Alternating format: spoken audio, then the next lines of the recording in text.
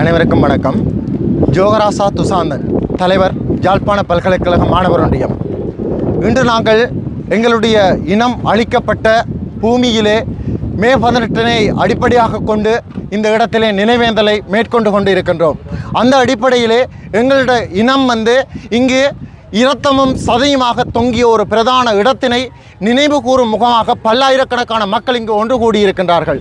இந்த நிலத்திற்கு சர்வதேச நாடுகள் எங்களுக்கு நடந்த அநியாயங்களுக்கு ஒரு சிறந்த தீர்வை பெற்றுத்தர வேண்டும் என்பது பல்கலைக்கழக மாணவர் ஒன்றியமாக எங்களுடைய பிரதான கருத்தாக இருக்கின்றது. அது மாத்திரமல்லாது எங்களுடைய நாட்டிலே இருக்கின்ற அரசியல் கட்சிகளாக இருந்தாலும் சரி, ஏனைய அமைப்புகள், புலம்பெயர் அமைப்புகள் அனைத்தும் ஒன்றாக இணைந்து எங்களுடைய சர்வதேச நாடுகள் எல்லாமே எங்களுடைய தமிழ் இனத்துக்கான நீதியை கோரி ஒரே கோட்டில் பயணிக்க வேண்டும், ஒரே நோக்கத்திற்காக, ஒரே நீதிக்காக பயணிக்க வேண்டும் என்பதே எங்களுடைய பிரதான கோரிக்கையாக இருக்கின்றது. அந்த அடிப்படையிலே பல்கலைக்கழக மாணவர் ஒன்றியமாக நாங்கள் இந்த மே 18 அடிப்படையாக கொண்டு நினைவாயுதம் என்று சொல்லப்படுகின்ற ஒரு கண்காட்சியினை ஏற்பாடு செய்திருக்கின்றோம். இது எங்களுடைய எச்சங்கள் அங்கே நேரடியாக காட்சிப்படுத்தப்பட்டிருக்கின்றன. இந்த எச்சங்களை அனைவரும் நாளைய தினமும் அடுத்த மறுநாளும் பார்வையிடலாம் என்பதனை பல்கலைக்கழக மாணவர் ஒன்றியமாக நாங்கள் வலியுறுத்தி நிற்கின்றோம். என்னன்னு சொன்னால், பல்கலைக்கழக மாணவர் ஒன்றியமும் குறிப்பாக முள்ளிவாய்க்கால் திடல்லையும் குறிப்பாக தமிழர் பிரதேசங்கள் எல்லாத்துலேயுமே இந்த முள்ளிவாய்க்கால் இந்த இனப்படுகொலை இனப்படுகொலை தமிழின அழிப்பென்று அடையாளப்படுத்த நினைவேந்தல்களை செய்யுது. ஆனால் இலங்கையில் வேறு பாகங்களில் குறிப்பாக வேறு இனத்தவர்கள், வேறு ஆட்கள் அந்த இன அழிப்பென்ற பதத்தை நீக்கி போட்டு வெறுமனவே முள்ளிவாய்க்கால் நினைவு நிற்கணும் அப்படி சொல்கிறது தொடர்பாக உங்களோட நிலப்பாடு என்ன? அவைகளுக்கு நீங்கள் சொல்கிற செய்தி என்ன? இதில் எங்களுடைய பிரதானமான கருத்து என்னன்னு சொல்லி சொன்னால், இந்த பூமியிலே ஒரு நிமிடம் வந்து நிற்கின்ற பொழுது, இதனுடைய ஒரு நினைவுகளை மீட்டி பார்க்கின்ற பொழுது, இந்த எச்சங்கள் கிடைக்கப்பெறுகின்ற சான்றாதாரங்களின் அடிப்படையாக வைத்து அல்லது நடந்திருக்கின்ற அனைத்து நிகழ்வுகளையும் திருப்பி மீட்டு பார்க்கின்ற பொழுது கூட இந்த இனத்திலே, அதாவது நாட்டிலே இருக்கின்ற ஏனையவர்களுக்கு இது புரியவில்லை என்று சொல்லி சொன்னால் எங்களுடைய அடுத்த கட்ட நகர்வு என்னவென்றங்களால் சொல்ல முடியும். ஆனால் அனைத்து எங்களுடைய தமிழ் பேசுகின்ற அனைத்து உறவுகளும் உண்மையிலேயே ஒரே நேர்கோட்டில், நான் திருப்பியும் ஒரே விஷயத்தை தான் சொல்றேன், அதாவது ஒரே நேர்கோட்டில் பயணிக்க வேண்டும், ஒரே நோக்கத்துக்காக பயணிக்க வேண்டும் என்பது எங்களுடைய பிரதான கோரிக்கையாக இருக்கின்றது. இந்த விஷயத்தை நான் சொன்ன விஷயம் ஏன் அதை வலியுறுத்த வேண்டும், ஏன் அது அப்படி சொல்லாமல் இருக்கிறதுக்கு அவைகளுக்கு சொல்கிற செய்தி அதே அது முக்கியம். அரசியல் ரீதியாக இன அழிப்புன்னு சொல்கிறதே என் முக்கியம். அதே என் வெறுமனே தவிர்க்கப்படும். வணக்கம். எங்களது பல்கலைக்கழக மாணவர் ஒன்றிய தலைவர் கூறியது போன்றே இந்த தேசத்திலே இங்கே இருவேறுபட்ட நிலைப்பாடுகள் இந்த நாளிலே காணப்படுகின்றன. இந்த நாளிலே இந்த இருவேறுபட்ட நிலைப்பாடுகள் காணப்படுவதற்கான முக்கிய காரணமாக அமைந்திருப்பது என்னவென்று நாங்கள் நோக்கினோமானால், காலங்காலமாக சிங்கள அரசினால் மேற்கொள்ளப்பட்ட ஒரு பகுதியான புரொபகண்டா நிகழ்வுகளாகும்.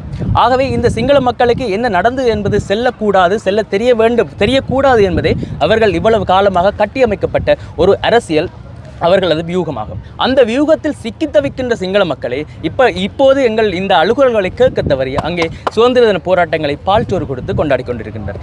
இந்த பிரிவு முறை, இந்த ஒரு ஃபைன் லைன் இருக்கும் வரைக்கும், இதிலே இரண்டு பேரும் ஒன்றிணையும் வரைக்கும் அவர்கள் எதிர்பார்க்கின்ற இந்த யூனிட்டி இன் டைவர்சிட்டி ஒருபோதும் நிகழாது. இந்த யூனிட்டி இன் டைவர்சிட்டி அவர்கள் எதிர்பார்த்து இந்த ஒருமிக்க ஒரு நாடு வேண்டும் என்ற கோரிக்கையை அவர்கள் தொடர்ந்து முன்வைத்து கொண்டிருந்தாலும், அவர்களினால் எங்களது உணர்வுகளை, எங்கள் மக்களின் இழப்புகளை புரிந்து கொள்ள முடியவில்லை என்றால் அவர்களால் ஒரு சரியான தீர்வையும் சரியான ஒரு எம்பத்தட்டிக்கலான புரிந்துணர்வான ஒரு அரசாங்கத்தையும் கொண்டு செல்ல முடியாது என்பது தமிழ் மக்களின் ஒருங்கிணைந்த அறுத்து குறித்த ஒரு வேண்டுகோளாக, ஒரு கோரிக்கையாக திகழ்கிறது. இந்த வகையிலே இன்று நாங்கள் இத்தனை மக்கள் இந்த இடத்திலே கூடி நின்று அழுகுரல்கள் இங்கே முள்ளிவாய்க்கால் மண்ணை நிறைத்த வண்ணம் உள்ளன. இதே தலைநகரில் இன்று வெற்றி கொண்டாட்டங்கள் நிறைந்தபடி உள்ளன. இந்த பிரிவினைகள் இந்த தேசத்தில் காணும் வரைக்கும் அவர்கள் எதிர்பார்க்கின்ற இந்த ஒற்றுமையும் ஒன்றிணைந்த இந்த ஒருமைப்பாடான தேசமும் ஒருபோதும் நிகழாது என்பதே ஒரு கசப்பான உண்மையாகும். நாங்கள் வலியுறுத்தி நிற்பது ஒரு பிரிவுபட்ட ஒரு தேசத்தையோ விடயத்தையோ அல்ல, மக்களுக்கான சரியான ஒரு சுயநிர்ணய ஒரு தேசியமான பார்வை இருக்க வேண்டும் என்பதே எங்களது நோக்கமாகும். அந்த வகையில் அதை புரிந்து கொள்ள தவறுகின்ற சமூகம் இருக்கும் வரைக்கும் இந்த சரியான ஒரு ஒருங்கிணைப்பு இந்த தேசத்தில் நிகழாது. வெறுமனவே முள்ளிவாய்க்கால் நினைவேந்தல் என்றதுக்கு அப்பால் அதை நீங்கள் தமிழின படுகொலை, தமிழின அழிப்பென்று அடையாளப்படுத்துறதுன்ற முக்கியத்துவம் என்ன, ஏன் அது அப்படி முக்கியம்? இந்த முள்ளிவாய்க்கால் 18 என்பது இறுதியாக முடிவடைந்த நாளாக அனைவரும் கருத்தில் கொண்டாலும் உண்மையிலேயே நாங்கள் பார்க்க வேண்டியது காலங்காலமாக பல தசாப்தமாக தமிழருக்கு இழைக்கப்பட்ட அநீதியின் உச்சகட்டமே இந்த முள்ளிவாய்க்கால் மே 18 தமிழினப்படுகொலை நினைவேந்த நாள். அந்த வகையிலே நாங்கள் எண்ணி பார்த்தோமானால் சுதந்திர தினத்தை கருப்பு தினமாக நாங்கள் பிரகடனம் செய்து போராட்டங்களை மேற்கொண்டு வருகிறோம். அந்த வகையில் சுதந்திரம் தினம் கிடைத்த நாள் தொட்டு தமிழர்களுக்கான அநீதிகள் கட்டமாக கட்டவிழ்க்கப்பட்டு கொண்டிருக்கின்றன. இங்கே இனப்படுகொலைகள் ஆரம்பித்தது எங்கே என்று பார்த்தால் 1956 தொடங்கி இங்கே 2009 வரைக்கும் பாறை அளவிலான நேரடியான அரசாங்க தலையீடோடு இனப்படுகொலைகள் நடந்து கொண்டிருக்கின்றன. அரசாங்க சக்திகளாலையும் அரசாங்க பிற குழுக்களாலையும் நேரடியாக இனப்படுகொலைகளை எந்தவித மறுப்பெந்தும் எந்தவித சான்றாதாரங்கள் இல்லாத என்று கூற முடியாத அளவிற்கு இனப்படுகொலைகள் இங்கே நடந்து உள்ளன. அந்த வகையிலே நீங்கள் கேட்டது போல இந்த முள்ளிவாய்க்கால் நினைவேந்தல் என்பது வெறுமனே ஒரு நினைவு கொள்ளும் நாளாக மட்டுமில்லாது எங்களது தமிழர்களுக்கு எங்களது தமிழ் தேசத்துக்கு இழைக்கப்படுகின்ற இந்த இனப்படுகொலையின் உச்ச தினமாகவே தமிழர்கள் அனைவரும் நினைவில் கொள்கின்றனர். I think it's very important for Human Rights Watch to be here today. This is an important day where Tamil victims obviously commemorate the many lives that were lost at the end of the war. And we stand in solidarity with all victims of this conflict. And unfortunately, there's been many victims because there have been horrendous atrocities committed during the course of this conflict.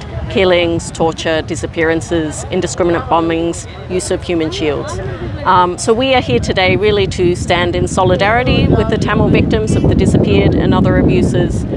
And, we want the Sri Lankan government to make good on previous promises of accountability. We think it's important that there is a strong domestic accountability mechanism with a strong international component, that there are answers for the families of victims who have been really searching for answers for the past 17 years and are getting very tired and impatient because of the lack of response. Reconcile your claim to be standing in solidarity with the people's claim who are commemorating this as Tamil Genocide Remembrance Day, which we're not expecting Human Rights Watch to declare, but at least say this is what the Tamils are commemorating, because that's what they're saying. And the second thing is, you said domestic accountability mechanism. Yeah. What people are actually asking for is an international mechanism. Whether that's realistic or not is a different question, but when you say you're standing in solidarity with the victims, don't you have an obligation to also represent them? Well, I don't think we have an obligation to necessarily repeat calls that are not in line with the position of our organisation. I think, we are here today because, for the past 17 years, actually for the past 30 years, Human Rights Watch has been documenting the many horrible abuses that were perpetrated during the SARM conflict. I myself was in New York 17 years ago, and I remember the phone calls that we were getting day after day from family members who were so desperately searching for loved ones. And so we've pushed very hard for international accountability. We've had many resolutions in Geneva. Resolutions are not enough, and ultimately... I think my question is, again, we're not saying Human Rights Watch should take a position to repeat what they're saying, but at least you should say what the Tamil people are saying is this was a genocide. Like when you say, hey, you come here and you see what is happening, every single sign on that says Tamil genocide. Well, you can say that. I don't... Isn't it a bit, it's a bit of an issue that you can't, at least, no one is asking you to say it. We're just saying you should at least represent what people are. This is what people are commemorating, because you're kind of distorting what people are saying. No, I don't think so. I'm saying why we are here. I'm not saying why other people are here. Other people are here, for many different reasons. So, I don't actually see it as a conflict at all. And also, I've seen many T-shirts also saying war crimes, remembrance. Yeah. So, what we have documented, is very serious allegations of war crimes. None of those have been investigated and prosecuted, and it's a real problem. It needs to move forward. It's 17 years. Evidence is getting cold. Mass graves have been found. They haven't been properly exhumed. There's a lot more that could be done here in Sri Lanka that, frankly hasn't happened because of a lack of, political will from successive governments. So, I think the Sri Lankan government should be requesting technical assistance from international donors and governments that have expertise, particularly in these kinds of forensic investigations. They are difficult, a lot of time has passed, but I think it's critically important that mass graves are properly exhumed, that the evidence is handled with care, and so that we can get to the bottom of what happened, how people died, and hopefully this is a step towards holding the perpetrators of war crimes accountable.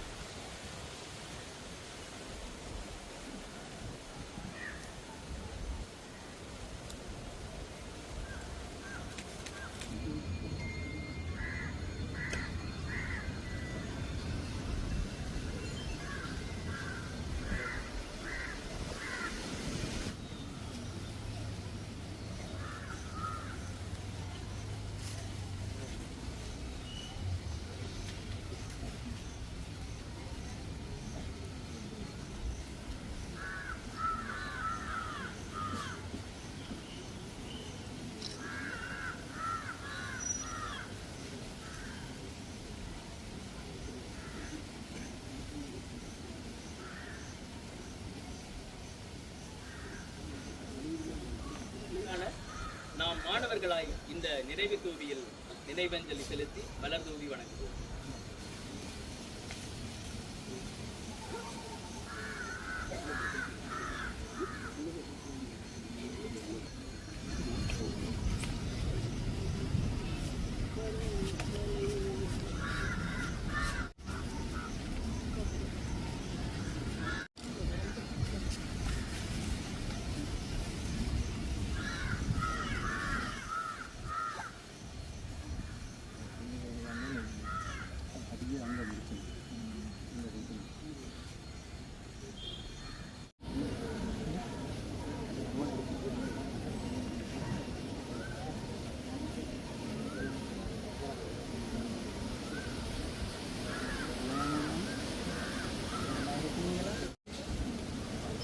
எம்மின வலிகளை சுமந்த நினைவுகளை மீட்டுக் கொண்டிருக்கும் அனைவருக்கும் இங்கே எங்களது உயிர்களை